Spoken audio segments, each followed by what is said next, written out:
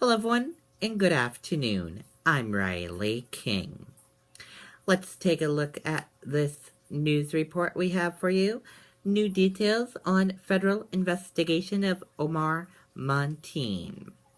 Let's take a look at this interview with Homeland Security Secretary of James J. Johnson with George Stephanopoulos. Take a look at the video. Secretary Jay Johnson. Mr. Secretary, thank you for joining us George, this thanks morning. for having me. Yeah, so we just hear another attack in Paris. The French president saying there's a large-scale threat there now, especially during this month of Ramadan. Do we have any credible threats of more attacks to come here in the United States? George, not at this stage. The president's number one priority, as is mine, is the protection of the homeland, protection of the American people.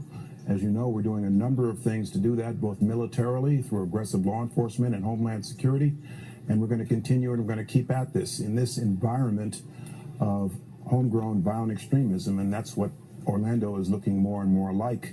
There's a role for the public to play. There's a role for us to play in building bridges with American Muslim communities. That's what we've been doing, and we're going to keep doing that. We're going to encourage the public to be vigilant and to be aware. You say this is looking more and more like homegrown extremism.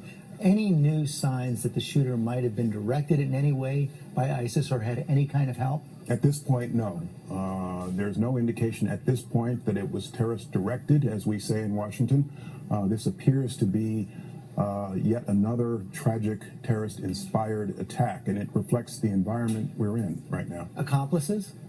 At this point, we know of no accomplices, but the investigation continues. It's barely 48 hours after the attack. So then, and you're talking about this new threat environment. How do we deal with this? San Bernardino, to some extent Boston as well, now Orlando, individuals who seem to be inspired by ISIS ideology in some fashion.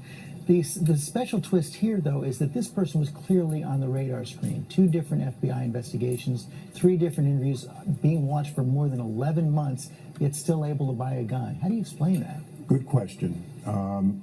We're taking the fight to ISIL militarily in places where they recruit, where they train, where they direct. We've made good progress in taking out some of the leaders, in taking out those focused on external attacks. There's obviously the law enforcement role, but we're in an environment now of self-radicalization. It is almost always the case that when someone self-radicalizes, someone close to them sees the sign, which is why we continue to encourage public awareness, public vigilance. This shooter was under investigation in 2013. As Jim Comey said yesterday, he was interviewed several times. At that point, the FBI had nothing further to continue its investigation. Yet he was on a watch list. Should that information have gone to various gun shops when someone goes in to buy a gun? When someone's on a watch list, when someone's under investigation, there are a number of us in federal government, in law enforcement, in the intelligence community, in Homeland Security, who know about that, who are aware. Investigations eventually do close when there's nothing further to investigate because the matter's been thoroughly investigated. We continually evaluate our security posture and whether we should be doing something differently, and we'll continue to do that. Finally, this has been injected into the political debate as well. You saw Mr. Donald Trump yesterday seeming to question the president's sympathies and his commitment to fighting al-Qaeda, and also saying it's time to doubling down on this idea of banning immigration of Muslims, and he wants to expand it to banning immigration for a time from any country with a proven history of terrorism against the U.S. Your response? Number one, I know from working with him for 7 years, the president's number one priority is the protection of the American people, protection of the homeland. I know that from my Defense Department experience and now my Homeland Security experience. I won't comment on what the candidates say running for president. I will say that overly simplistic suggestions that we ban people from entering this country based on religion or ban people from an entire region of the world is counterproductive. It will not work. And we need to build bridges to communities, to American Muslim communities right now, to encourage them to help us in our Homeland Security efforts. Secretary Johnson, thanks for your time this morning. Thank you.